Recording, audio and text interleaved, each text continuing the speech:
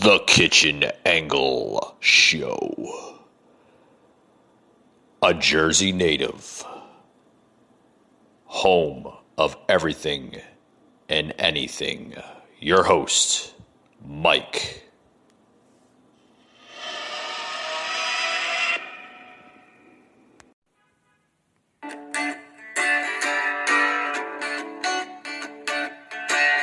Well, I ain't trying to scare you and it ain't fake news. There's a really good chance that we're all pretty screwed. Cause communist China kicked us right in the teeth with a virus from hell and no work for 6 weeks. We're on lockdown, baby, and we're trying to get out. I'm going back crazy cause I can't leave the house. I got a fridge full of beer, my baby's drinking that wine. Been washing my hands about 24 times. It gets worse every day that I turn on the news. I'm thanking God that I canceled that cruise. I'm stuck here singing those dang don't lockdown blues.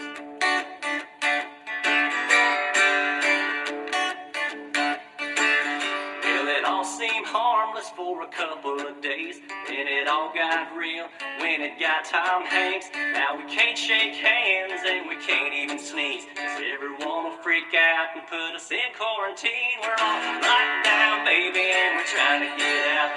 Going back crazy cause I can't leave the house.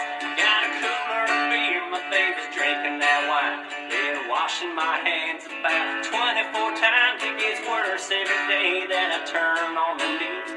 I'm thanking God that I canceled that cruise. I'm stuck here singing those dang old lockdown blues. Gets worse every day I turn on my TV. And I'm thanking God I stocked up on TP. But I'm stuck here singing those dang old lockdown blues. Alrighty, guys. Welcome to the show. Welcome to the Kitchen Angle. Got a lot to talk about today. Hope everyone enjoyed that little song. I mean, oh boy, what do you want to know? I mean, this thing is like, is it ever gonna go away? Is it ever gonna go away? I don't know. I have no idea what. I mean, it's just. Oh boy, I tell you. According to scientists now, they're saying that sunlight might be the natural antidote, so to speak, for this virus. Yeah, they're saying if you go outside into the sunlight, it has a higher chance of killing it, so to speak. So that's good news. Good news, I guess. I don't know.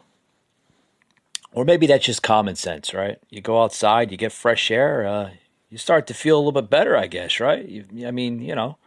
Just common sense. Common sense. Common sense will destroy anything, folks. It really will. It really will. I mean, I tell you.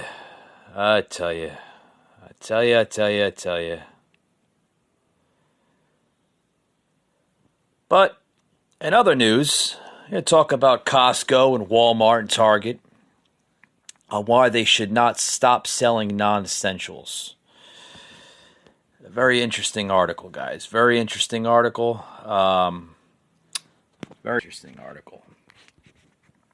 Why do you think we should not stop selling non-essentials?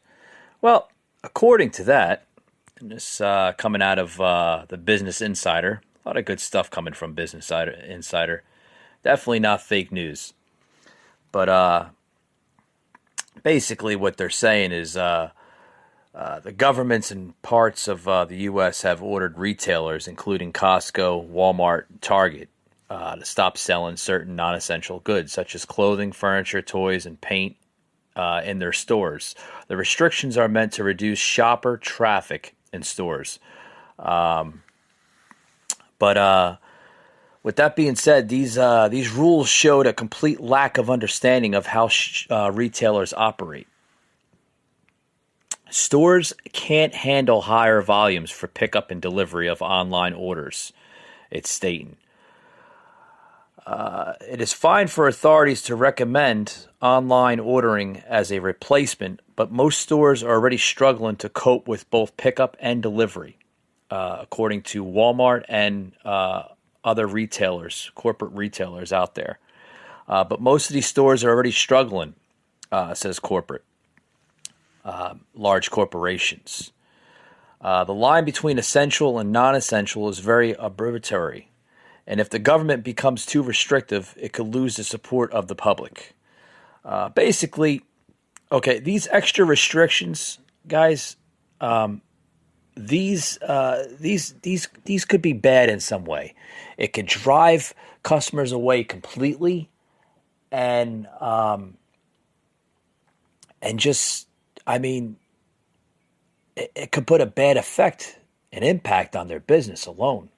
I mean, these essential businesses such as Walmart, Target, even Amazon, they're in business right now, and they're striving for customer traffic right now.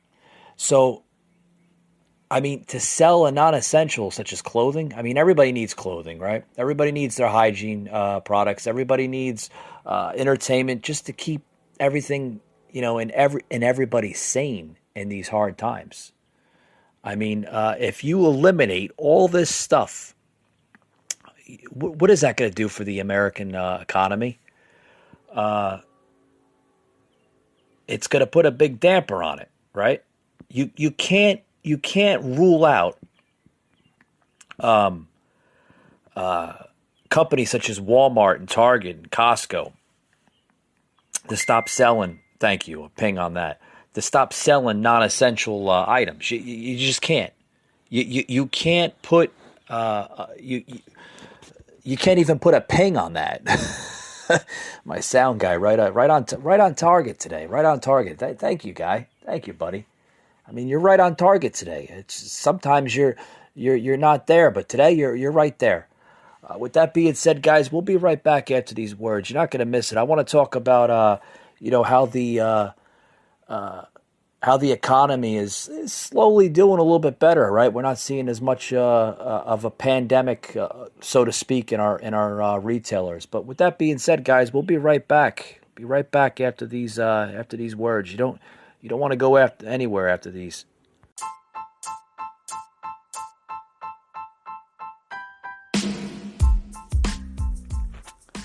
Hey guys, if you're out there trying to look for a new product, a natural product, you want to get off the strong medications, the strong everything in this crazy world today we live in.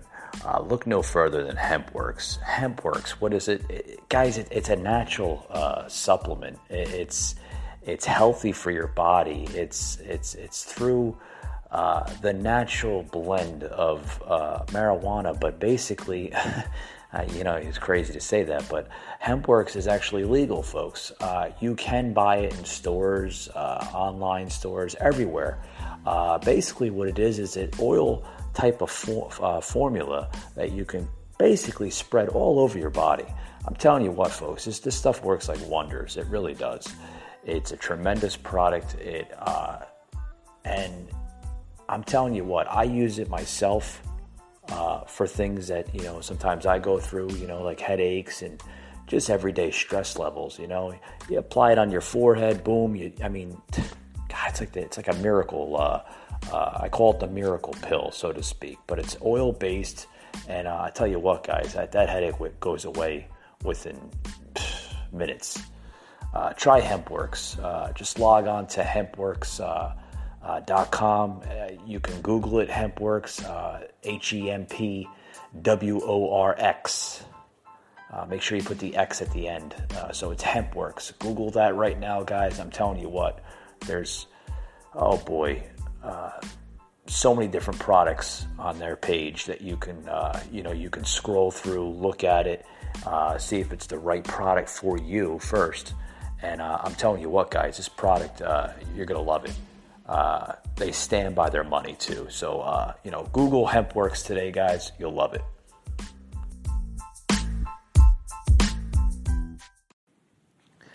Hey guys, back to the show. Back to the show. Back to the show. Back to the show again.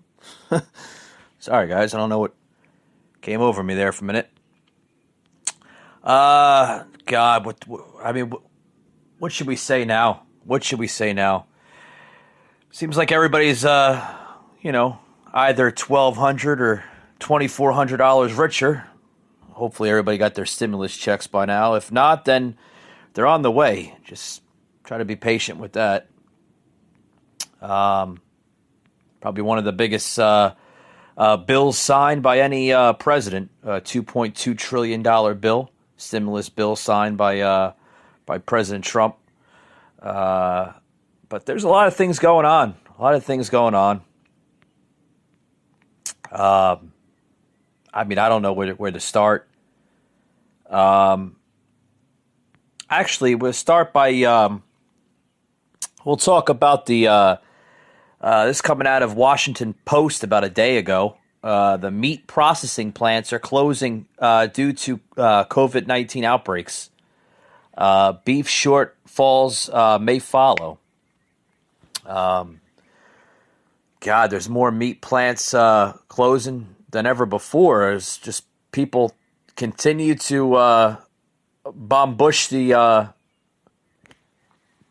grocery stores and markets out there, overbuying than they should. There aren't enough cows in the food supply. The bottleneck might be vulnerable people who work the beef processing plants. Boy. Basically, the reason for this, folks, is the coronavirus has sickened workers and forced slowdowns and closures of some of the country's biggest meat processing plants, reducing production by as much as 25%. An industry official says probably the largest percent in quite some time. Before the coronas, God, where's my words tonight?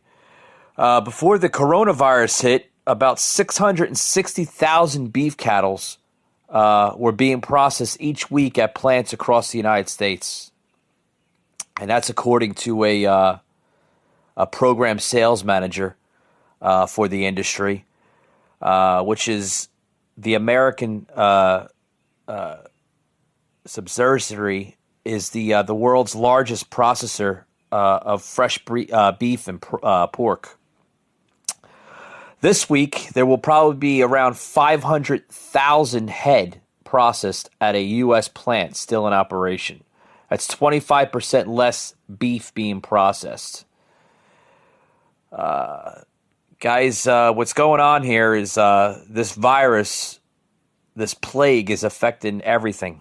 It's affecting the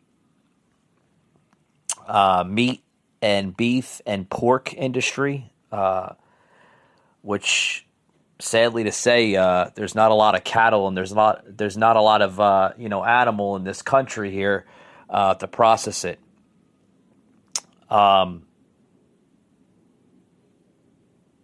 The first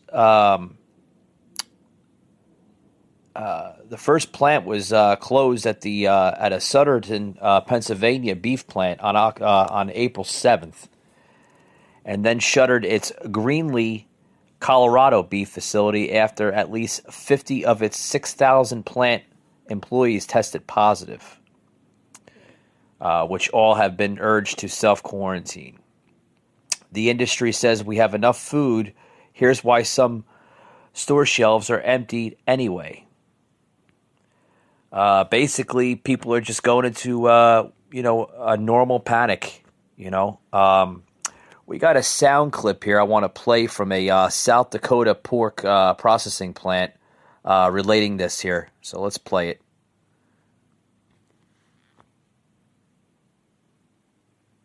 If it plays, it would be amazing, guys. These days, it's anything but business as usual. That's why working together is more important than ever. AT&T is committed to keeping you connected so you can keep your patients cared for, your customers served, your students inspired, and your employees closer than ever. think it'd be good. Our network is resilient. The world's biggest pork processor, Smithfield Foods, said on Sunday it will shut a U.S. plant indefinitely after dozens of employees tested positive for the coronavirus. It is one of several U.S. meat and poultry processors that have put operations on hold, leaving farmers without an outlet for livestock and crimping the availability of meat at retail stores in a major disruption of the country's food supply chain. The plant in Sioux Falls, South Dakota, is one of the nation's largest pork processing facilities, accounting for around 4 to 5% of U.S. pork production, according to the company. South Dakota Governor Kristi Noem said on Saturday over 200 Smithfield employees have now tested positive for the virus, accounting for over half of the state's cases. Noem and Sioux Falls Mayor Paul Tenhaken have recommended closing the plant of almost 4,000 workers for at least 2 weeks. Jeez, guys. I mean, what does that say? What does that say to a meat supplier across this country? I mean, what are we going to do? What are we going to do with this pandemic? I have no idea. What's going to happen. Sooner or later, guys, the government's going to have to step in. Because things are going to get worse than they get better. Okay? You can't have people overbuying at grocery stores. You can't have everything emptying out on its shelves Christ, you look at toilet paper, toiletry items emptying out. Never seen it before in my life. Never seen it before. You can't have just a normalcy, the new norm, so to speak. You can't have this. You can't have people going into a panic mode and just rambushing their local supermarkets, buying everything that they can. Oh, sure. It's booming the economy. It's keeping the economy going for a little bit, but still. I mean, you can't have a country shut down like this. You can't have, like I said, people hoarding the grocery stores, okay? You can't have it, okay? Let's look back in 2019. We're on the subject here with beef, okay? Because that seems to be the hot trending thing this week of people hoarding is U.S. beef, okay? The U.S. beef sales reached an all-time high in 2019, right? With 57.7 pounds consumed per capita, okay? Before the pandemic, the National Cattlemen's Beef Association had a similar outlook for 2020. Is there a risk that we can go through another round of empty shelves? Sure. Because when you go back to the supermarkets, you could see all the beef freshly stocked, right? In the chillers or coolers, right? Give it about a couple hours throughout the day, maybe even a full day. All gone. Why is it all gone? Because people don't know what to do anymore. They don't know if they should overbuy or underbuy. My solution for retailers and supermarkets out there is have a limit of a buying spree. Okay? If you see that your vendor is not able to supply you the orders as a company, then what you should do is, yes, you have that power to put a limit on that. Okay?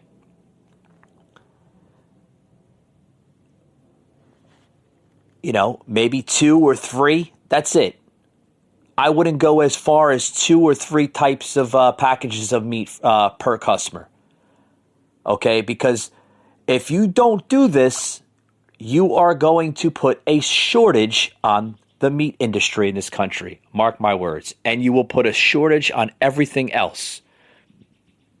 I was in the store the other day, and I'm slowly seeing retailers such as Walmart and Target and a few other leading supermarkets in the area now putting a limit to items such as toilet paper. Where the hell were they a few weeks ago when you couldn't even find a roll of toilet paper? Now all of a sudden, there's supermarkets slowly by slowly getting their toilet paper in. Why? Because they had a whole bunch of people hoarding this crap for the last few weeks. And the vendors are slowly by slowly trying to keep up with their orders through other corporations that are ordering their product. Folks, you can't have that. Okay? Yes. You can only sell so much at a lower cost before you lose money. So what do, guys? You freeze it. Okay? Exactly. That's what needs to be done. That's what needs to be done. Okay? The companies that feed America brace for labor shortages and worry about restocking stores as coronavirus pandemic intensifies. Okay, that's what's going on. That's what's going on. But with that being said, guys, for those who's just joining in, we're talking about a lot of different things on today's show. A lot of different things. It's just people have to stop going into a panic mode and live life as it's supposed to be lived. No, this is not going to be the new norm. This is not going to be forever. It's going to go away. Just got to be patient. Guys, we'll be right back after these words.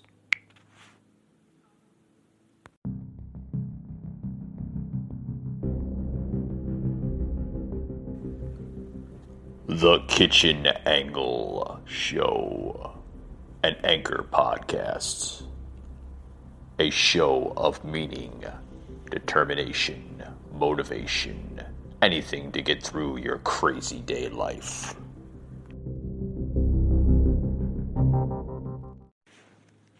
Hey guys, back to the show. I'm not going to talk about the whole saga of grocery shopping and what's going on here, and plain and simple, guys.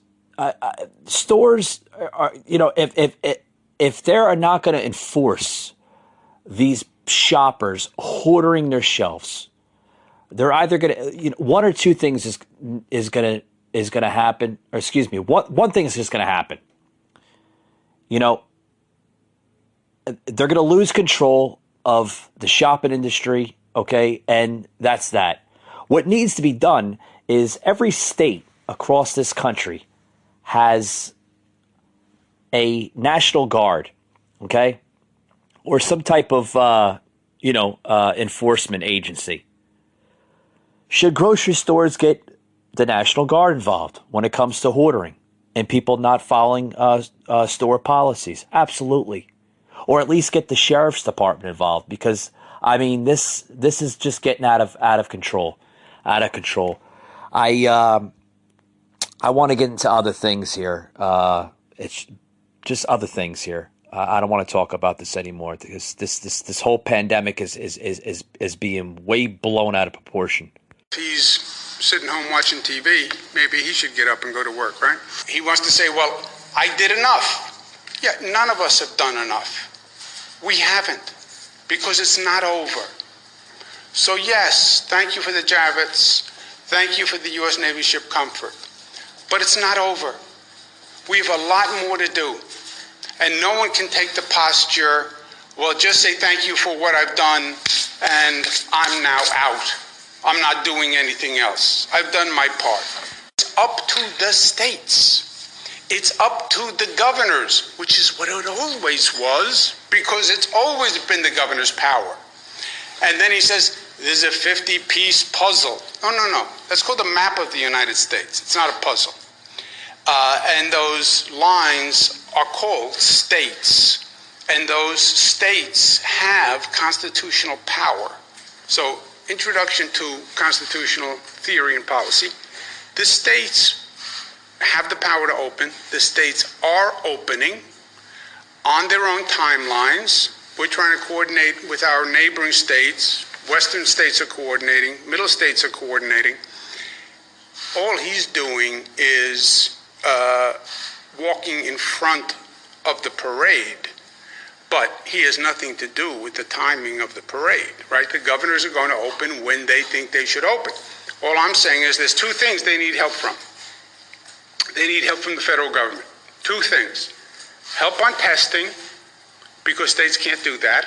And I don't want to redo the mayhem of the PPE debacle. Second point, we need funding to do it. All right, guys, I'm going to stop it right. I don't want to hear this crap. First of all, this is Cuomo, Governor Cuomo of, Oh boy, I don't want to hear it. I don't want to hear. He's complaining that the president's not doing enough. Funding and helping states and governors and mayors and stuff like that across this great land. And then he's talking about Trump walking in front of the parade.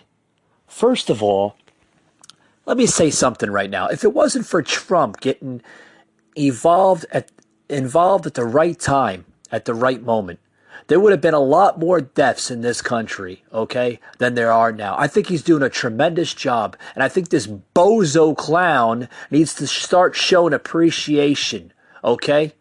Oh, the states have power. They always had the power. Let me tell you something. It's up to the damn president to make that decision, okay? It's not up to the states. It's not up to the governors. It's what the president says under his direction, not under their direction. Their direction doesn't matter. All they are to do is to govern laws and make sure that laws are being followed in their states. Okay? I'm getting tired of people want to put the blame game on President Trump. Okay? It ought to be people that need to appreciate President Trump than criticizing him. That's just my damn opinion. And you can either listen to me or you don't. Because I can care less, folks.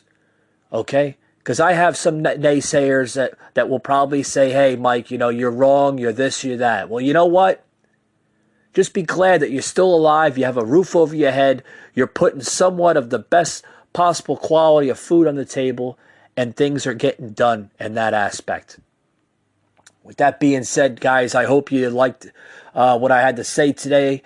I always welcome you to the show, and you can always follow me on Facebook and Twitter.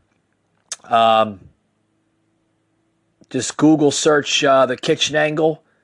And with that being said, folks, thank you, and we'll see you on the next one.